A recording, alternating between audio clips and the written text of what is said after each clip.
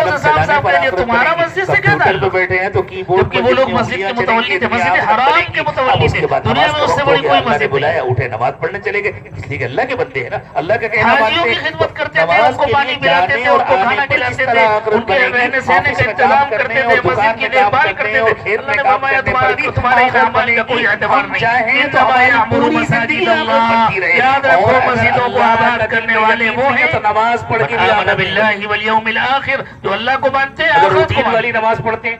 ये सब मस्जिद चले गए नमाज पढ़ने के लिए, और बाहर दुकान में बैठे तो अपना महरमों को देख रहे हैं।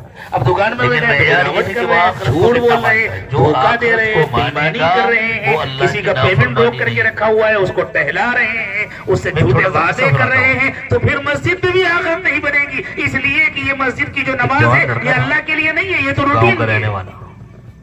अल्लाह के लिए होती है तो कारोबार में भी अल्लाह की नाफरमानी न हो, अल्लाह के लिए होती है तो ऑफिस और दुकान में भी अल्लाह की नाफरमानी न होती। मेरे दोस्तों, दीन की हकीकत को समझो, धोखे से बाहर निकलो। अल्लाह धोखे से मुझे भी बाहर निकाले, आपको भी बाहर निकाले। इस वक्त जितनी मुसीबतें आ रही है वो हमारी बदअमालियों का नतीजा है। हम दीन के मामले में भी धोखे में पड़े हुए हैं। एक दिन याद रखो, अगर हमारे दिल में अल्लाह का यकीन नहीं आता इस लड़के ने देखा, और अगर हमारी जिंदगी नहीं बदलती तो हमारा कोई अमल दीन नहीं है। कोई देख भी नहीं रहा, नमाज पढ़ना, न रोजा रखना, दूसरे काम न करने वाले अपने अपने काम में लगे न हुए हैं, पढ़ना, न पढ़ाना, न अल्लाह के रास्ते में फिरना, न 40 दिन, न 4 महीना, न 1 साल, न जिक्र, न मुराक़बा। अगर हमारी जिंदगी धोखों से खाली नहीं होती, अगर हमारी जिंदगी बेईमानी से खाली नहीं होती, और अगर हमारी जिंदगी में आखिरत की फिक्र नहीं आती, तो इनमें से कोई अमल दीन नहीं है। ये ऐसे ही अमल है जैसे यहूदी कुछ अमल करते हैं, जैसे नसरानी कुछ अमल करते हैं, जैसे बिरादरान वतन कुछ अमल करते हैं। वो जिसको दीन समझते हैं वो करते हैं, हमने जिसको दीन समझा हम किया, कोई फर्क नहीं होगा आप में। उसको बोला बेटा यहाँ आओ, और को तो उस वक्त होगा जब हमारी बैठ जाओ जिंदगी मेरे बदलेगी, जब दिल में यकीन होगा अल्लाह का, हमें अल्लाह के पास जाना है और हिसाब देना है। अब सब कुछ दीन बनेगा, अब नमाज भी दीन बनेगी, अब रोजा भी दीन बनेगा, अब हज भी दीन बनेगा, अब ज़कात भी दीन बनेगी, अब अल्लाह के रास्ते में चलना फिरना भी दीन बनेगा, और अब तो खाना पीना भी दीन बनेगा, कमाना भी दीन बनेगा, बैतुल खला जाना भी दीन बनेगा, सोना और जागना भी। बैठा इधर उधर देखा है ना, कमाई का चांस होकर, और फिर वो अपने को देख रहा है कि मैंने अपने हाथ से काउंटर खोला और पैसे निकाले और जेब में रखा। आखिरत की जिंदगी छोटी सी नहीं है, बहुत बड़ी है। इसी छोटी सी जिंदगी में आखिरत बनानी है, इसी छोटी सी जिंदगी में वो जन्नत बनानी है। अल्लाह के रसूल सल्लल्लाहु अलैहि वसल्लम ने इरशाद फरमाया, अला इन्न सिलअतल्लाहि गालिया, अला इन्न सिलअतल्लाहिल जन्नह। लोगों, अल्लाह का सौदा बहुत महंगा है, अल्लाह का सौदा जन्नत है, वो फ्री में नहीं मिल जाता। हिम्मत कर सकते, जन्नत फ्री में नहीं मिल जाती। पूरी जिंदगी खप जाए और उसके बाद अल्लाह ताला हमें जन्नत फरमा दे तब भी बहुत सस्ता सौदा है। पूरी जिंदगी जन्नत बनाने में लग सकती है अगर हमारी जिंदगी की तरतीब दुरुस्त हो जाए, अगर हमारे तन्हाइयों में गुनाह क्यों होते हैं? अल्लाह का यकीन आ जाए और हम हर काम अल्लाह के लिए। अगर उन कैमरों का यकीन नहीं है तो हमारे दिल में आखिरत का यकीन नहीं है, चाहे हम जबान से जितना कहते रहे। और अल्लाह फरमाने मस्जिद को आबाद करने वाले वो लोग हैं जो अल्लाह को माफ से आखिरत को मानता है, उस पर भी आखिरत बनती है, उस पर भी अल्लाह राजी होते हैं। इसलिए कि इंसान इस नियत से मुलाकात कर रहा है कि मैं हराम से बचूं और उस हिसाब से निगाहें महफूज हो जाए, मेरी शर्मगाह महफूज हो जाए, मेरे ख्यालात महफूज हो जाए, मुझे अल्लाह ताला ने हलाल और पाकीज़ा रिश्ता अता फरमाया है, मैं अल्लाह की रज़ा के लिए करूं और अल्लाह ताला मुझे मेहमान औलाद अता फरमाए और फिर मैं उनको पालूं, उनकी तरबियत करूं, उनको नेक बनाऊं, उनको अच्छा इंसान बनाऊं, सब कुछ ठीक बन जाए। लक़द कान लकुम फी लेकिन इसके लिए पहले हमारा मुत्तकी बनना, अल्लाह के रसूल की जिंदगी तुम्हारे लिए बेहतरीन नमूना है। लिमन कान यरजुल्लाह वल यौमल आखिर व ज़करल्लाह कसीरा।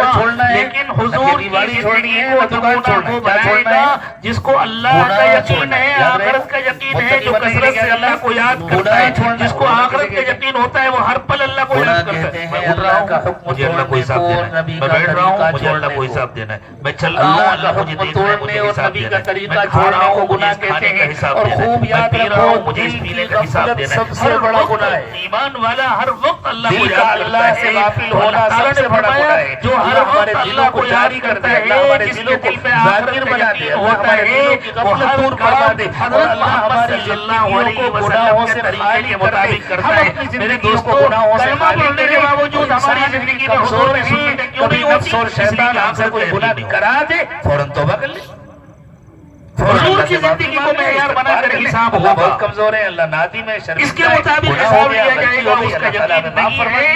اس وجہ سے ہماری زندگی سنتوں سے خالی ہوتی ہے. اور جس سے شیطان بار بار گناہ کراتا ہے اور وہ بار بار توبہ کرتا ہے, پھر بار بار گناہ کراتا ہے, بار بار توبہ کرتا ہے. بزرگوں نے فرمایا یہ بھی استقامت کا ایک حصہ ہے کہ چاہے شیطان جتنی مرتبہ گناہ کرائے لیکن یہ چوکتا نہیں ہے, یہ برابر توبہ کرتا رہتا ہے. اللہ نے ہمیں اس کے لیے نہیں پیدا کیا. اللہ نے نہ ہمیں مسجد بنانے کے لیے پیدا کیا ہے, نہ مدرسہ بنانے کے لیے پیدا کیا ہے, نہ کوئی اور کام کرنے کے لیے پیدا کیا ہے. یہ سب تو دین کی ضرورت ہے. اللہ نے ہم کو بندہ بننے کے لیے پیدا کیا ہے. جو بندہ بن کر یہ سارے کام کرے گا اس کے کام قبول ہوں گے, اور جو بندہ نہیں بنا اس کا کوئی عمل قبول نہیں ہوگا جو اس سے گناہ کراتا تھا.